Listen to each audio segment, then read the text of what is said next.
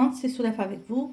Comme je vous ai habitué chaque mois, je partage avec vous une recette avec laquelle je participe à notre jeu recette autour d'un ingrédient, un jeu entre blogueuses.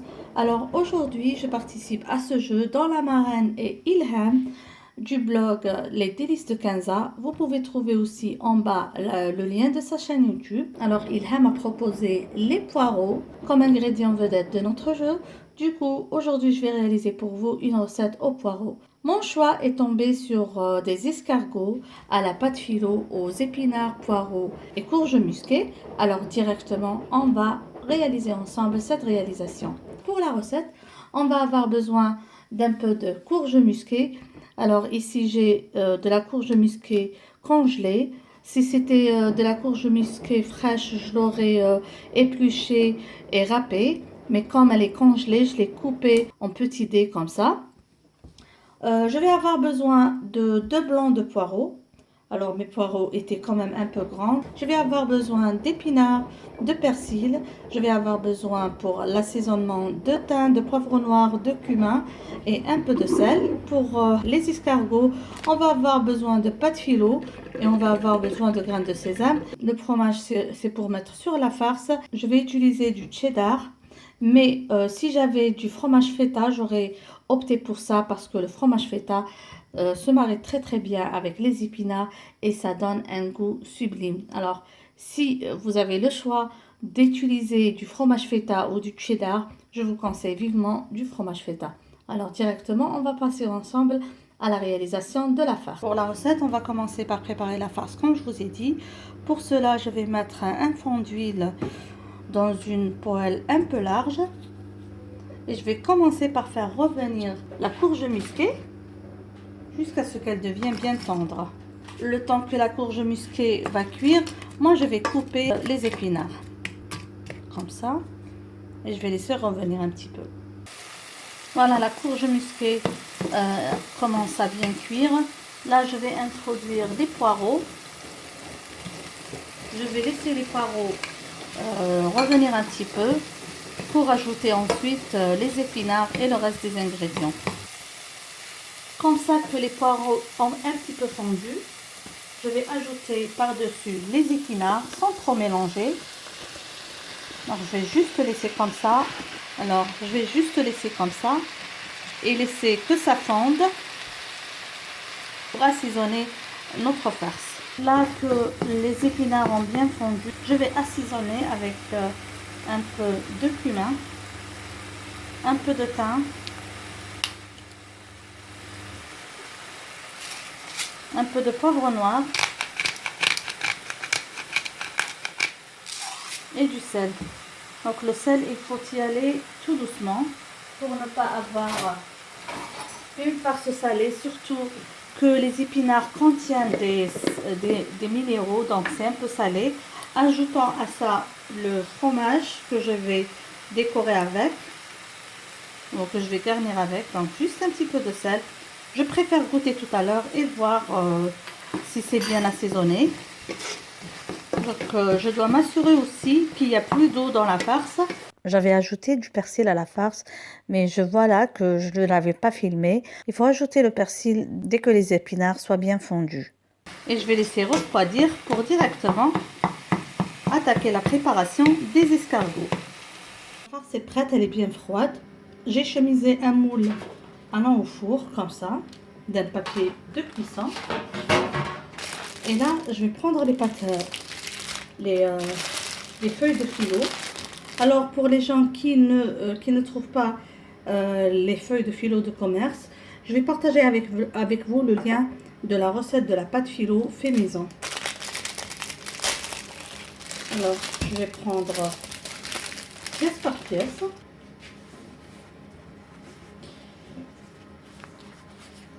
Voilà. Les miennes sont quand même petites, elles ne sont pas très grandes. Je vais couvrir ça d'un torchon propre pour que ça ne dessèche pas. Et on va utiliser feuille par feuille.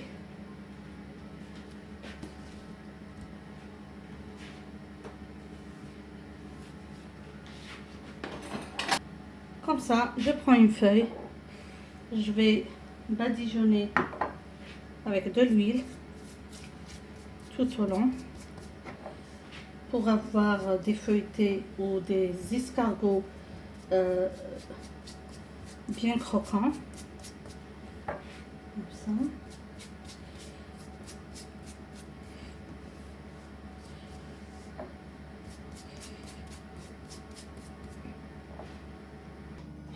Je mets un peu la farce. Il faut faire attention à la farce, il ne faut pas trop en mettre.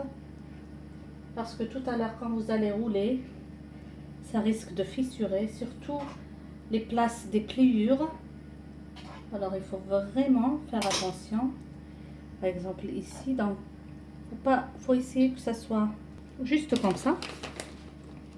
On met un peu de cheddar. Aussi, on met pas beaucoup. Et on va rouler.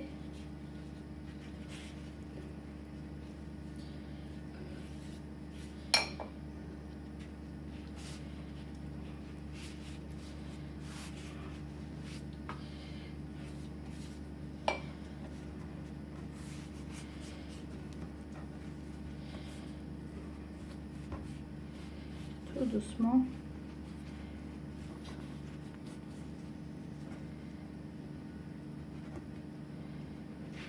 Et là, on va coller avec un cure-dent. Juste comme ça. Comme je vous ai dit, il ne faut pas trop farcir, sinon ça va éclater quand vous allez essayer de rouler. Mais au final, je vous assure que le résultat est bon et trop beau. Malheureusement, moi j'ai déjà trop farcé 2 pièces. Je vais vous montrer ça. Et elles se sont fissurées. Alors, tout doucement. Pas besoin de trop farcir. Parce que tout à l'heure, quand on va rouler, comme vous savez, la pâte philo, elle se casse rapidement. Voilà, comme vous voyez, c'est une petite couche. Même le fromage, il ne faut pas trop en mettre. Voilà. Donc on va rouler. Je mets juste un peu d'huile pour que tout à l'heure ça ne se fissure pas. Juste un peu. C'est pas pour submerger d'huile. C'est juste pour que ça ne se fissure pas. On va rouler tout doucement.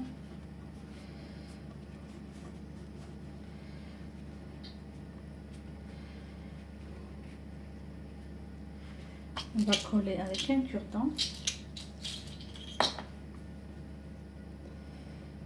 Je vais encore badigeonner d'un peu d'huile le dessus. Et on va garnir avec un peu de grains de sésame. Et on continue ainsi jusqu'à épuisement de la pâte. Ne vous en faites pas s'il y aura des fissurations ou que ça se casse. Ça peut arriver si vous allez trop farcir vos roulés. Comme vous voyez ici, ça s'est cassé un petit peu. Donc, essayez de ne pas trop remplir pour avoir un bel escargot. Je vais faire cuire les escargots d'épinards et à la courge musquée dans un four préchauffé à 180 degrés pendant presque 10 à 15 minutes jusqu'à avoir une jolie coloration. Et voilà mes amis, les escargots roulés aux épinards, à la courge musquée et au poireau, ils sont prêts, ils viennent de sortir du four. Comme vous voyez, ils sont trop croustillants et super beaux. Donc j'espère que vous avez aimé cette réalisation. On va voir l'intérieur ensemble. Donc je vais prendre une pièce comme ça. Je coupe un morceau pour que vous voyez l'intérieur. C'est vraiment trop bon. J'espère mes amis que vous avez aimé cette réalisation. Si c'est la première fois que vous vous trouvez sur cette chaîne, n'oubliez pas de vous abonner et d'activer la cloche pour être notifié de toutes nouvelles publications. N'oubliez pas aussi de partager cette recette avec vos amis sur les réseaux sociaux. Sur ce, je vous dis merci de m'avoir suivi et à la prochaine réalisation. Bisous!